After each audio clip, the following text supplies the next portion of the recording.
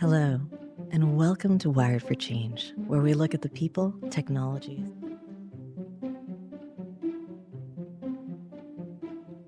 When I say data centers to average Canadians, the first thing they say is, how are you powering it? And, you're having an effect on the water, right? And I'm like, our concept of a data center, when I looked at the idea, I was raised with the fact that should I impact the environment, and that environment needs to be taken care of for the younger people in the next generation. And so I looked at the data center as a modularized container where it has less environmental footprint. You're not investing large amounts of infrastructure and building costs, to build a massive data center that takes up a lot of water, takes up a lot of power. When I say that Indigenous communities throughout Canada, can help lead and pave the way for these projects that are happening throughout Canada, but not just being, the partners of those projects or recipients of, third-party potential jobs and opportunities, but, actually partners and investors in these kind of endeavors. The project really strengthens the North, and the investments that the federal government of Canada is investing in the Northwest Territories, like $40 billion. But we lack real, true communication infrastructure, data sovereignty, data storage. In order for those things to work, we need key critical infrastructures in the North. And I believe KatloTech's project for KatloTech Fiber and Icebox Data Center, we'd be the first to market, and we'd be introducing for the first time in the Northwest Territories true competition and choice, and also bringing redundancy to the existing provider. We're not here to replace anybody. We're not here to replace the incumbents. We're here to help strengthen and build those relationships. We believe that our project can strengthen Canada's North and strengthen the existing incumbent that operates today in the Northwest Territories. Hello, and welcome to Wired for Change, where we explore the people, ideas, and technology reshaping our world. I'm your host, Amy Yee. So we're here today on site at the InCyber Conference and Dinner on Cyber Resilience in Yellowknife, and it is my first time in Yellowknife, and it is quite something, and I wish I had more time here, but at least I'm going to make the most of my time with a conversation with Lyle Fabian, the owner and operator of KatloCommunications. KatloTech. Yes. Thank you for that. Yes. And we had such an interesting conversation that started last night and lasted throughout today. And you have such a vision for infrastructure that needs to be here. You have an incredible background and a sense of the context here in the North that I think would be really valuable for others to hear about. And so I asked you to be on the podcast. And yes, here you are. Thank you. Thank I really you. appreciate that. Thank you. So maybe you could start by telling us a little bit about kind of the need and your ties to it as well. I guess the need, as we're in the changing context of global events here in the North that is happening around the world, but one of the things that I've seen early on was the fact that we needed to really take a look at the kind of changes that need to happen in the North. And one of the things that I've always believed in was the need for infrastructure ownership with Indigenous communities in the Northwest Territories, because for so long we've been the customer and the clientele for proponents, whether it's oil and gas, diamond mine, gold mining, and telecom infrastructures. Nowhere in there, Indigenous communities have ever been leading those partnerships or leading the way in these various opportunities that has transpired in the Northwest Territories over the past 6-7 decades. And so in the new frontier that I see for the North is fiber optic ownership, data center technology. Those are the things that is happening, yes, today in the world, where everybody's trying to find new innovative ways to talking about, Mark Carney talks about data sovereignty, infrastructure ownership projects throughout Canada. And I think that Indigenous communities throughout Canada can help lead and pave the way for these projects that are happening throughout Canada, but not just being, the partners of those projects or recipients of, third-party potential jobs and opportunities, but actually partners and investors in these kind of endeavors. And when did you first start thinking about this? Because this is not just new, like you started yesterday in a reactive way. You've been proactive about this. Yeah, I've been proactive with organizations like the community I'm from, KatloTech First Nation. You know, we've laid our own 1 kilometer fiber optic test bed for the community in 2009, which was federally funded by CanNor back in the day when fiber was becoming, you know, the go-to infrastructure for Indigenous communities. But the problem with that project was we were still stranglehold in the community by an outside provider like Bell and Telus, who weren't willing to lease infrastructure to provide better services on the First Nation to provide probably first in the north fiber to the home in the Northwest Territories. And so it was those kind of projects, you know, again, back in the day, which was myself, key partners like EVSL Canada, they don't exist now, but also other partners in the East that were teaching us what fiber is, the value of fiber, why it's so important. And so we started to learn about laying and building fiber optic networks. And it just became such an innovative idea where in oil and gas, you got to do similar constructs, similar idea. When you're laying small diameter pipelines throughout Alberta, you know, the environmental assessments for those things are 3-inch binders, 27 volumes of environmental assessments, EIAs throughout Alberta. You know, because I worked in the oil and gas industry and understand, you know, the whole process. And then when we replaced the small diameter pipe with a simple fiber optic cable, you know, those environmental assessments became a 10-page document, right? But then we started to see that, you know, the transporting of light was the product. But when you're transporting light, you need a place to store that information. And it became, you know, servers and technology over a 1 kilometer network became very enticing, but it really didn't take off within the community because there was no outside access we can connect into. So it was just a localized network. You know, bringing internet access, you know, from the proponent and sharing it over a localized community-based network, you know, fiber and wireless, and just cookie-cutted that same concept, you know, with other communities and other, you know, companies and providers that said, you know, we need to expand fiber networks throughout, you know, Alberta, Northwest Territories, BC, Saskatchewan, and that was the direction that I've been taking, you know, a lot of projects, you know, since 2009 and decided to build a company on that. Mm-hmm. And so this time around, you know, in 2024, decided that, you know, owning and maintaining your own infrastructure, you know, would be a best case scenario in the long run.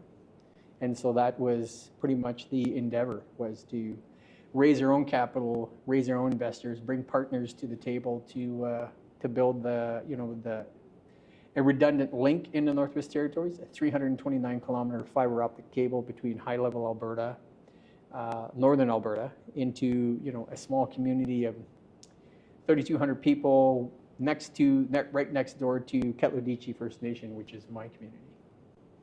Help us understand the level of connectivity there is today and the level of infrastructure there is today and why that's a challenge. Well, the level of infrastructure in the Northwest Territories has always been, you know, Northwest Territories geographically is such a large territory. I think it's hard for people yes. to even understand how large it is. Right? So, you know, if you would hop on a plane here in Yellowknife to fly to Inuvik, it's like a 2-hour flight. But, you know, that is like flying from Yellowknife to, you know, to Edmonton, or else Yellowknife to Vancouver, which is about a 2.5-hour flight. But again, it's that same distance between Yellowknife and Inuvik, like just the vastness of this territory. We have 33 communities with a small population of, such a small population. Like the city of Yellowknife is what, 25,000 people plus, right? Okay. But we have a lot of infrastructure deficits. Highways, roads, healthcare, you name it, is always been a very huge struggle for the territorial government, for industry, for telecom, for oil and gas. So we believe that in order for us to solidify and bridge those gaps, I think infrastructure like broadband ownership or fiber optic ownership can really entice technology and innovation and GDP growth in the Northwest Territories.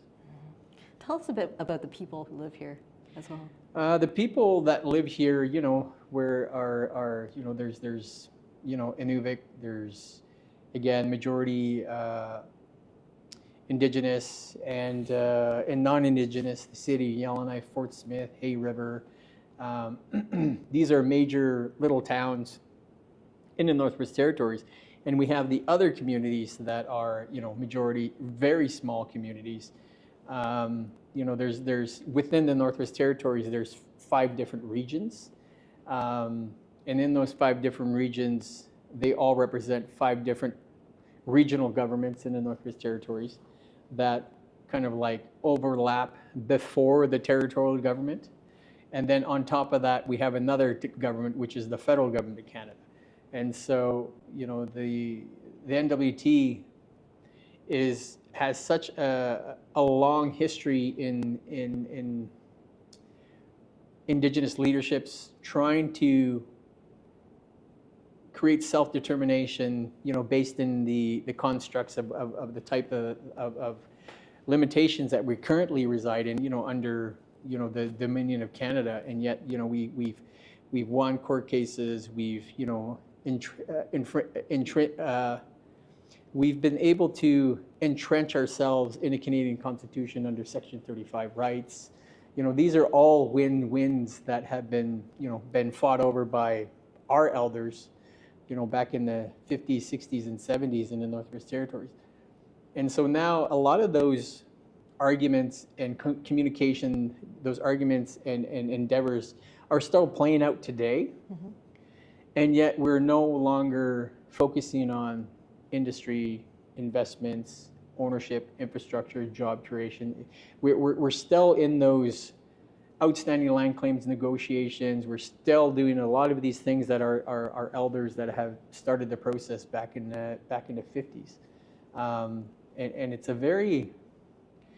a very hard sell for Indigenous communities to get out under these the Indian Act, dealing with residential school traumas and so on and so forth. So there's this whole gamut of community-based issues, and at the same time trying to function under a territorial government, and again trying to function under the government of the federal government of Canada. It's a very complex system here in the Northwest Territories in comparison to other jurisdictions. I've been in the Yukon, I've been in Alberta, Saskatchewan. There's provincial government, there's another territorial government, but I see the NWT as such a, people have such a strong tie to the land and to their historical treaties they've signed with the Crown, which are very important to our people, but at the same time trying to traverse that complexity to build business and innovation, education, and jobs for young people. But at the same time, our elders have always taught us, we need to protect the land and create that would benefit and strengthen young people and the next generation. Those choices are intrinsically ingrained in us ever since we were very, very young. When I was listening to the elders back in the day, those were always the key things they always spoke about. Tell us a little bit about the journey you're on right now with the data center. Like, what is the data center you're trying to build, and what does that path look like? Okay. So the path that we're on is, like, investments are going in the United States and Canada for these data centers that have a large amount of investment in it to create this thing called Canadian data sovereignty, right? And for me, what we're trying to do is these data centers have, when I say data centers to average Canadians, the first thing they say is, how are you powering it? And, you're having an effect on the water, right? Yeah. And I'm like, our concept of a data center, when I looked at the idea, I was raised with the fact that should I impact the environment? Mm-hmm. And that environment needs to be taken care of for the younger people in the next generation. And so I looked at the data center as a modularized container where it has less environmental footprint. You're not investing large amounts of infrastructure and building costs, to build a massive data center that takes up a lot of water, takes up a lot of power. These are real concerns that Canadians are having in Canada, even in the current projects that are happening in right now in Canada. A lot of public pushback, just based on these two things, increased power and impact on water. Our solution is, in order for us to entice data center technology in the north, we need redundancies in fiber communications. And so, we are investing, 329 kilometers in KatloTech fiber to connect Northern Alberta into the Northwest Territories. But that's just one part of the solution, which is now we need to backstop the data in modular containers that can be prefab, shipped into the north. And as the idea of it is, you can scale up the data center modular container by modular container without having huge impacts on the local governance, the local environment, on the water, and on the power. Our goal is to utilize the northern environment to keep our data centers cool 9 months out of the year, and without being heavily reliant on water cooling for our data centers. And it has been proving a very approachable concept for Indigenous leaders here in the north, and they still don't understand it, most of them. And when you say data centers, it's kind of like a lot of public pushback, just like when people talk about, these modular nuclear reactors, right? It's kind of like people have a very strong affinity and don't want these things, but we're trying to change that, because I'm here and have been raised to protect the land for the next generation. Why would I put a data center in my community that is going to have huge impacts? We can properly invest, and properly build the capacity, the training and education, in our way of doing, a data center solution in the northern climate. Excellent. And that sounds really interesting to me. And so what's the dream? I mean, tell me about what is the larger impact that you want to have on the community here? What would you like to see? If you could have anything you wanted. Yeah. If I was to have anything I wanted, I would. Right now we're looking at, I keep saying 329 kilometers, because that's the northern access to get to southern wholesale broadband rates, and to resell it into the north but it'll be great. We submitted an application to the Minister of AI, Evan Solomon, and that was the primary question they had in the application process was, if we can give you everything that you wanted, what would that be? Oh, right? I didn't know that. Yeah. Okay. And so the answer to that question for us was, building 9 phases of fiber rollout into the Northwest Territories, Northern Alberta, Northern BC, Interior BC, and then back into Alberta, which is about a 2,300 kilometer 9-phase fiber optic network that would bring connectivity to the Mackenzie Fiber Link, which is a publicly owned infrastructure that exists today.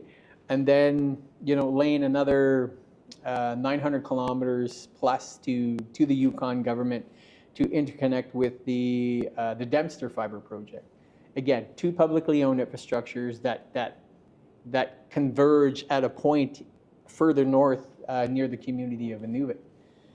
These 2 publicly owned infrastructures and our infrastructure, the goal was to bring redundancy to not only to these publicly owned infrastructures, but also bringing connectivity to northern Alberta, northern BC, and then on top of that ask was us building a huge different concept of data centers, because data centers now are these massive buildings in one location, taking up huge amounts of space, huge amounts of resources, water, power. What if I was to do this in Canada, in northern Canada, over a massive a massive fiber optic network, was to build a decentralized data center that didn't depend on one location or one geographical location, but dependent on natural gas, geothermal, hydro, and over an infrastructure that is 2,200 kilometers in a ring. In the industry, when you're building and designing networks, everybody wants a closed loop to build redundancy. If one part of that network goes down, the theory is that if one section goes down or the fiber is cut on one end, the whole network will still go up because it will just reverse the opposite way of transporting that data. And it's called redundancy. We lack that redundancy. And so that is my ask, is that in order for us to pull this off, $180 million investment, to build probably the first Canada-wide or northern-wide, northern Alberta, northern BC, a decentralized data system that has no two failing points, because our data centers will be on various electrical grids on a redundant network that can service all of Canada and house practically building a real true data sovereignty with Indigenous communities in Canada. Right now, we don't have that. We're investing in one location, one geolocation. If those networks go down and that data center goes down, that's like one whole facility that will have an impact. A failure, a domino effect throughout Canada. Our design is to avoid a domino effect. No one failing point, shouldn't be heavily relied on one power source, should not be relied on one fiber network. And that was how we designed our final ask with the Minister of AI. Amazing. And yes. So you're waiting to hear back? Yeah, we're waiting to hear back. Right now, everybody is vying for the same amount of funds and same amount of investments. And I think, our plan and our project, really strengthens the North, and the investments that the federal government of Canada is investing in the Northwest Territories, like $40 billion. But we lack real, true communication infrastructure, data sovereignty, data storage. In order for those things to work, we need key critical infrastructures in the North. And I believe KatloTech's project for KatloTech Fiber and Icebox Data Center, we'd be the first to market, and we'd be introducing for the first time in the Northwest Territories true competition and choice, and also bringing redundancy to the existing provider. We're not here to replace anybody. We're not here to replace the incumbents. We're here to help strengthen and build those relationships that we believe that our project can strengthen Canada's North and strengthen the existing incumbent that operates today in the Northwest Territories. It's such a great vision. Yes, thank you. I know you have many different groups or parties of interest who you needed to talk to in order to bring all this together, and that you will continue to need to talk to. I know that you've raised some capital. I know that you're speaking with communities, and that you're speaking with government and other potential partners. Is there anything that we haven't covered in terms of just something like a message that you want to convey to people that we can convey through this platform? I would say anybody out there that is really interested in data sovereignty, we're here to help cater to that solution, because everybody is looking for this thing called data sovereignty, and we believe we have the solution, and we believe that we can help cater to AI development, traditional data center storage and location, redundancy, backups, co-location. It's not just me. There's multiple teams of people that are all involved in this thing. And we just want to get the word out there that we're here Our project is, according to Canada Infrastructure Bank, our project is they feel is shovel ready. We just need to raise additional capital to get additional loans and investments, on that side. And so that's what we're concentrating on now with. Amazing. All right. Thank you. Well, thank you so much for sharing your story. Yes, I really really enjoyed appreciate meeting it. you, and I hope I can come back to Yellowknife to see how things are going in another maybe 6 months. Yes, we'll keep you posted. In the city of Yellowknife now, it's it's May and spring is coming, and so it's a good time to people to come take a visit. Beautiful. Thanks so you. much, Lyle. Yes, thank you. Thank you.